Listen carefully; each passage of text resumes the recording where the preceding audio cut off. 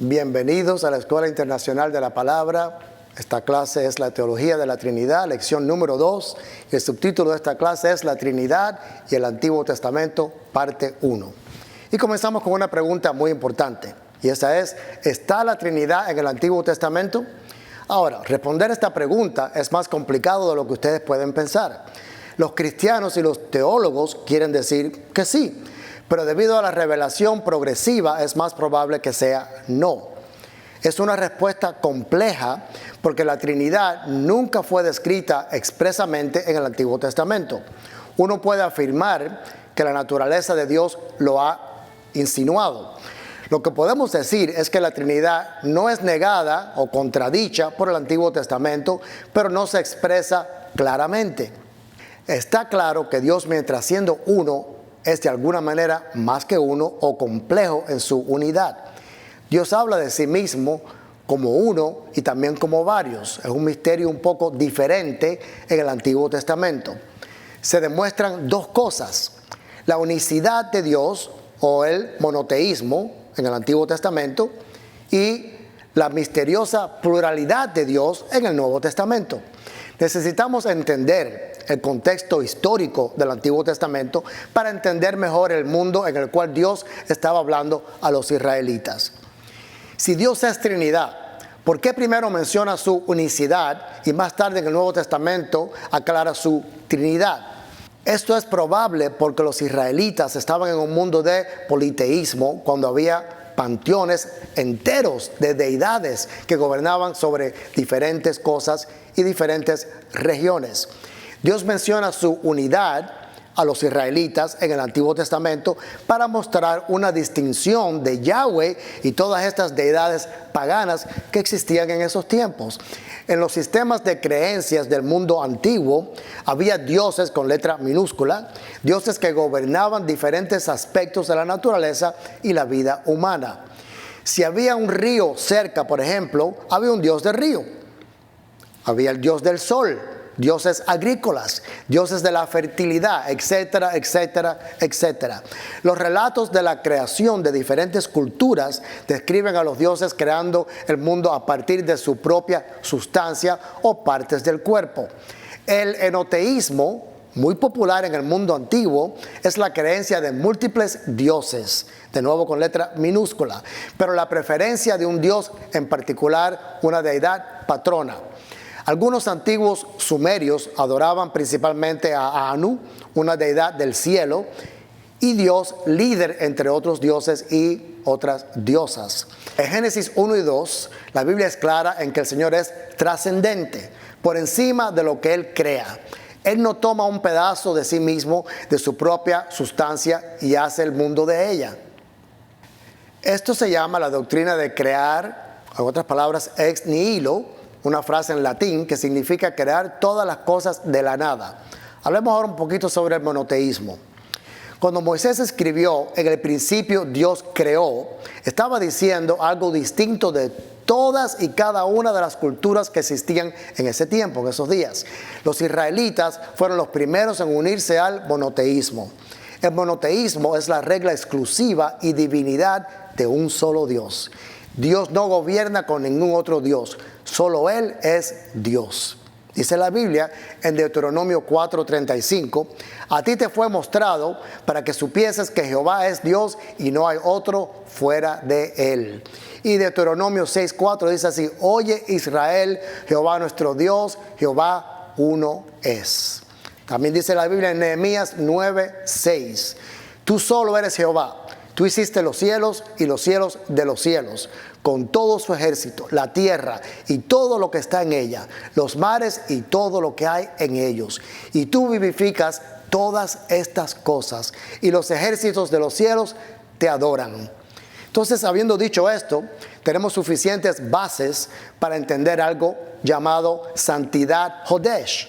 Esa es la santidad de Dios. El Señor destacó que Él es un ser que reina en un periodo histórico cuando la mayoría de las religiones tenían una gran cantidad de deidades que competían por el poder entre sí. Yahweh es el todopoderoso y único Dios de Israel. Él es mayor que los otros dioses. ¿Qué estaba diciendo aquí el Señor? El Señor estaba dejando claro a su pueblo que no hay lucha tomando lugar en los cielos. No hay lucha de los seres celestiales por el poder político. Los dioses no están en guerra y no hay un Dios superior ni un Dios inferior. No hay podredumbre moral en Yahweh, como lo hay en Odín, en Zeus, en Marduk, Ra, Júpiter, Anu, etcétera, etcétera, etcétera. Nuestro Dios es santo y no hay nadie como Él. Salomón dijo: Jehová, Dios de Israel, no hay Dios como tú, ni arriba en los cielos, ni abajo en la tierra, que guardas el pacto y la misericordia a tus siervos, los que andan delante de ti, con todo su corazón. Eso dice Primera de Reyes 8:23. Hay un solo Dios, todopoderoso, creador del cielo y de la tierra. Noten que estas declaraciones del monoteísmo se usaron originalmente en contexto para afirmar que el Señor es el único Dios. El Señor es uno, y eso significa que el Señor es el más alto y ningún otro está por encima de Él. Él es Dios y solo Dios en su santidad. No hay nadie como Él. Él reina exclusivamente, lo que significa que Ra, Odín y Zeus no son dioses. Pueden ser demonios, pero de ninguna manera son iguales al Señor nuestro Dios. ¡Qué tremendo! Comprendiendo esto, tenemos ciertos puntos a considerar en el Antiguo Testamento. Por ejemplo, la unidad de Dios, que Él es llamado uno. El misterio de la persona de Dios, llamado muchos o plurales. Su autodescripción. La persona de Dios representada a través de y como diferentes figuras. Por ejemplo, el ángel del Señor, la palabra del Señor, el Espíritu del Señor. Profecías mesiánicas que identifican a Mesías como el Señor mismo. La unidad y la pluralidad del Señor. La unidad del Señor debe tomarse como un hecho e impregna el Antiguo Testamento, como se mencionó ligeramente en las escrituras anteriores. Ehad, en hebreo, que se escribe S-H-A-D, la palabra Ehad quiere decir uno. El Señor nuestro Dios es uno, dice Deuteronomio 6:4. Esta es la declaración principal en la ceremonia del Shabbat. Esto no contradice a la Trinidad, porque no implica que siempre haya más de una, pero no anula la posibilidad de que haya un grupo de identidades unificadas. Adán y Eva eran una sola carne, por ejemplo, dice Génesis 2:24, que es la palabra Ehad, refiriéndose a dos entidades que se unifican. Si bien la Trinidad no es seres separados, unificados, es interesante que la palabra utilizada para describir la unidad de Dios aquí no excluye un sentido de pluralidad en Dios, un sentido de que Dios es de alguna manera más de uno. Los judíos místicos y los cabalistas ven a Ehad como ser inseparable de este misterioso sentido de singularidad y pluralidad en la persona de Dios.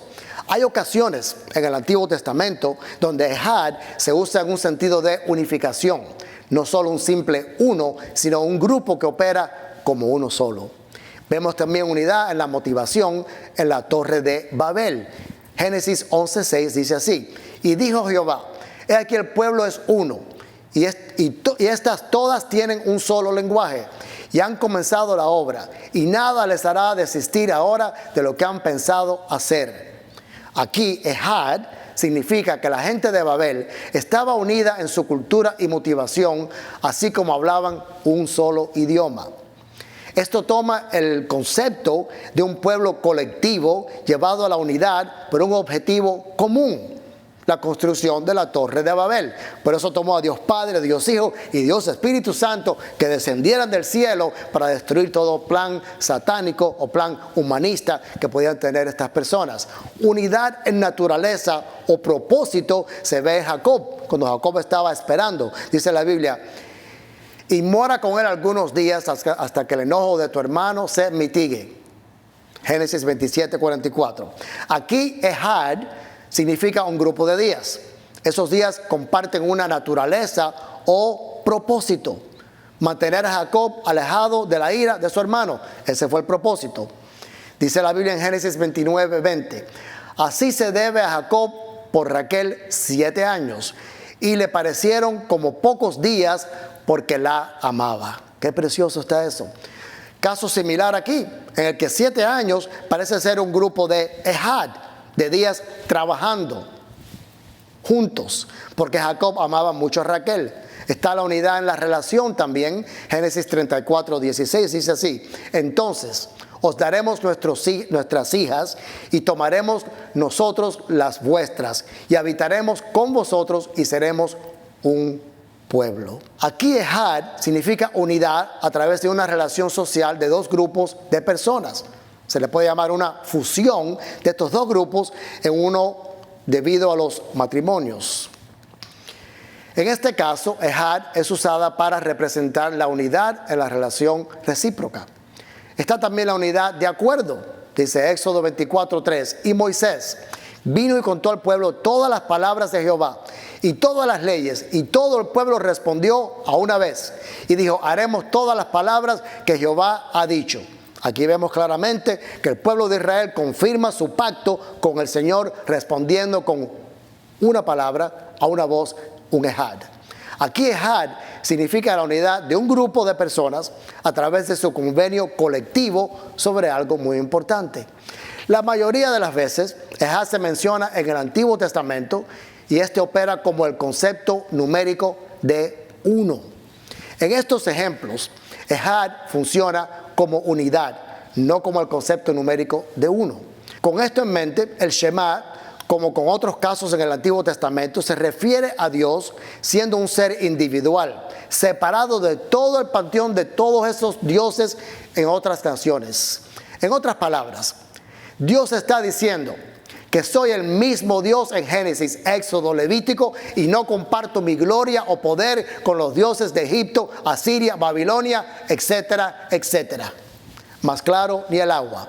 Dios no está en estos pasajes haciendo una declaración acerca de su realidad interna, sino acerca de cómo otros dioses de las naciones paganas se relacionan con Él. Esa relación es inexistente. No se relacionan con Él en lo absoluto. Él es único e independiente de ellos. Veamos ahora la realidad interna de Dios en su pluralidad. Es importante saber que aunque el Antiguo Testamento es claro en que Dios es uno, hay momentos en que el Señor se refiere a sí mismo como si hubiera varios de Él. Muy interesante este punto que vamos a compartir ahora. Parece que cada vez que se menciona a Dios como si fuera más de una persona, la pluralidad se refiere a la realidad interna de Dios, no la realidad externa de Dios en lo que se refiere a la creación y otros seres celestiales como los ángeles. Un ejemplo bien conocido de todo esto que estoy hablando, que ocurre dentro de Génesis. Dice Génesis 1:26. Entonces dijo Dios: hagamos al hombre a nuestra imagen, conforme a nuestra semejanza, y señoree en los peces del mar, en las aves de los cielos, en las bestias, en toda la tierra y en todo animal que se arrastra sobre la tierra. Dios hace aquí su declaración durante la creación del mundo. Parece evidente que Elohim, que es una palabra hebrea plural, que se usa constantemente para el Señor, se refiere a sí mismo como nosotros, no uno solo. La palabra Elohim es permanentemente plural, que quede eso claro en tu corazón. Las fuentes judías e incluso algunas fuentes cristianas argumentan que Dios está hablando a una corte celestial de ángeles como en Job 1:6. El problema con este argumento es que aquí Elohim se usa para referirse al Dios creador que hizo los cielos y la tierra. En la mentalidad hebraica, los cielos significan todo allá arriba, por encima de la tierra, galaxias, estrellas, etcétera, etcétera. La tierra, que está en hebreo es Haaretz, significa todo aquí abajo. Es una declaración de totalidad. No puede ser Elohim hablando a la tierra, eso sería un imposible. Los ángeles no se mencionan en Génesis 1. Los ángeles consisten en seres en el cosmos celestial, por lo que en ningún momento han sido objeto de creación en la tierra hasta ahora. Génesis 1:27 confirma que la humanidad es a imagen de Elohim. Dice así: y creó Dios al hombre a su imagen, a imagen de Dios lo creó, varón y hembra los creó. Gloria a Dios por su palabra. Ahora, cuando Dios se habla a sí mismo, y esto es importante que lo puedas asimilar, cuando Dios se habla a sí mismo, usa el pronombre nosotros y lo llama nuestra imagen. Moisés, como escritor, solo podía ver a Dios desde una perspectiva externa y por lo tanto escribió su imagen, usando el pronombre singular. Debe haber algo que Dios sabe acerca de sí mismo que Moisés no sabe. Cuando se habla a sí mismo, Dios dice nosotros y nuestro, mientras que Moisés simplemente dice él y suyo. Cosas que Moisés no podía entender. Génesis 11:7 dice así: ahora pues, descendamos y confundamos allí su lengua para que ninguno entienda el habla de su compañero. Les dije anteriormente que había tanto poder en estas personas que estaban de acuerdo en construir la Torre de Babel, que tuvo que descender Dios Padre, Dios Hijo y Dios Espíritu Santo. Y aquí está la prueba. De nuevo dice así: ahora pues, descendamos y confundamos allí su lengua para que ninguno entienda el habla de su compañero. El Señor dice: déjanos bajar. Está diciendo, déjanos bajar para entorpecer la comunicación de la gente rebelde que construye la Torre de Babel. Dice la Biblia en Isaías 6:8: después oí la voz del Señor que decía: ¿a quién enviaré y quién irá por nosotros? Entonces respondí yo: heme aquí, envíame a mí. Es importante también saber que los serafines se mencionan anteriormente en este versículo. Aunque el último nosotros que vemos podría estar refiriéndose a Dios y a los ángeles que los rodeaban, estos pocos casos son desconcertantes. Dios se está hablando a sí mismo en plural en Génesis 1. Esto continúa aplicándose contextualmente a la instancia en la Torre de Babel. Este ejemplo muestra a Dios refiriéndose a sí mismo en plural. Misterios y claves en el Antiguo Testamento. Vamos a hablar de esto un poquito, que es extremadamente interesante. Hay ciertas profecías en las que el Señor sugiere un sistema complejo dentro de sí mismo. Él dice yo y después dice él. A veces el Señor se revela como más de una persona a través de los profetas. Hay dos pasajes que el erudito Ted Wright señala astutamente, están en Zacarías 2 y también en Isaías 48. Zacarías 2 del 7 al 12 dice así: oh Sión, la que moras con la hija de Babilonia, escápate, porque así ha dicho Jehová de los ejércitos: tras la gloria me obtuvo él a las naciones que os despojaron, porque el que os toca a la niña de su ojo. Porque he aquí, yo alzo mi mano sobre ellos, y serán despojos a sus siervos, y sabréis que Jehová de los ejércitos me envió. Canta y alégrate, hija de Sión, porque he aquí vengo y moraré en medio de ti, ha dicho Jehová. Y se unirán muchas naciones a Jehová en aquel día, y me serán por pueblo, y moraré en medio de ti. Y entonces conocerás que Jehová de los ejércitos me ha enviado a ti.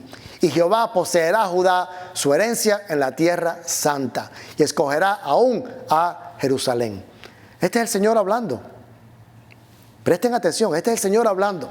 Y diciendo que Jehová de los ejércitos le envió. Esto está tremendo, está profundo, teológicamente hablando. Este también es Yahweh hablando. Mateo 16:27 dice: porque el Hijo del Hombre vendrá en la gloria de su Padre con sus ángeles, y entonces pagará a cada uno conforme a sus obras. En su monólogo directo del Señor mismo, Él cambia de atrás hacia adelante, refiriéndose a sí mismo como yo y mí, en cuyos casos Él está cerca de su pueblo e está intercediendo. Este es Yahweh, yo. Jesucristo, quien es enviado por Yahweh, Él, y es el que reina en Jerusalén e intercede por su pueblo, el que aparece en escena y cambia las circunstancias siempre, como hace con nosotros todos los días hasta el fin del mundo. Lo va a estar haciendo por cada uno de nosotros. En los casos en que Él se refiere a sí mismo como Él, entonces Él es el que envía. Él, el Señor, escúchenme bien, Él, el Señor, me está enviando a mí, es lo que está diciendo la Escritura. El Señor para liberar a nosotros su pueblo. Este es Yahweh, Él, el Padre que envió a Yahweh, yo. En este pasaje de Zacarías, vemos que el Señor Dios es ambos. El que está siendo enviado y al mismo tiempo el que está enviando. Profundo esto. Este es un misterio destinado a llamar nuestra atención. Veamos otro pasaje muy peculiar. Dice así la Biblia. Voy a comenzar leyendo. Dice así: óyeme, Jacob, y tú, Israel, a quien llamé. Yo mismo, yo el primero, yo también el postrero. Mi mano fundó también la tierra, y mi mano derecha midió los cielos con el palmo. Al llamarlos yo, comparecieron juntamente. Juntaos todos vosotros y oíd. ¿Quién hoy entre ellos que anuncia estas cosas? Aquel a quien Jehová amó ejecutará su voluntad en Babilonia, y su brazo estará sobre las caldeas. Yo hablé y le llamé y le traje, por tanto será prosperado su camino. Acercaos a mí, oíd esto, desde el principio no hablé en secreto. Desde que eso se hizo, ahí estaba yo. Y ahora me envió Jehová, el Señor, y su Espíritu. Eso está en Isaías 48, del 12 al 16. Este pasaje se refiere a Ciro, quien fue ungido por Dios para rescatar a Israel. Sin embargo, el Señor es el que habla a lo largo de todo este pasaje. Es el primero y es el último, lo dice la Biblia. Dios dice que a través de sí mismo la tierra y los cielos fueron establecidos. Sin embargo, Él dice: y ahora el Señor Dios y su Espíritu me han enviado. Se distingue a sí mismo de Adonai Elohim, el Señor Dios y su Espíritu. ¿Quién puede ser la persona? ¿Quién es el Señor? Pero es enviado por el Señor, y su aliento es posiblemente su Espíritu. Juan 1:3 dice así: todas las cosas por Él fueron hechas, y sin Él nada de lo que ha sido hecho fue hecho. Está afirmando que esta persona estaba en el principio con Dios y era Dios. De acuerdo a Juan capítulo 1, versículo 1 al versículo 2. Puesto que Él es el Señor que fue atraído cerca de nosotros, enviado por el Señor que está sentado en el cielo. Suena así: es la imagen del Dios invisible, el primogénito de toda la creación, porque en Él fueron creados todas las cosas, las que hay en los cielos y las que hay en la tierra, visibles e invisibles, sean tronos, sean dominios, sean principados, sean potestades. Todo fue creado por medio de Él y para Él, y Él es antes de todas las cosas, y todas las cosas en Él subsisten. Así dice Colosenses capítulo 1 del 15 al 17. Suena como mi Jesús, ¿verdad que sí? Como tu Jesús. Está hablando del Hijo del Dios viviente. El narrador aquí es el Creador, quien es enviado por el Creador como un libertador real. Esta figura divina es en realidad una voz que habla a través del libro del profeta Isaías. Entonces, hay varios Yahweh o personas hablando aquí. Otro misterio. Todos ellos son Yahweh mismo, uno solo.